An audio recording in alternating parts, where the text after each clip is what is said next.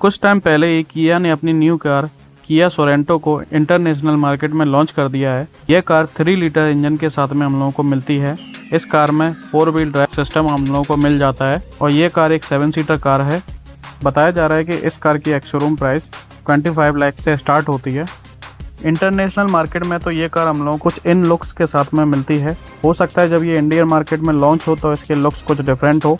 बताया जा रहा है कि ये कार 2027 तक इंडियन मार्केट में आ सकती है। इस कार में हम लोगों को प्लग इन हाइब्रिड सिस्टम भी मिल जाता है। बाकी ये कार आपको कैसी लगी कमेंट सेक्शन में ज़रूर बताएं।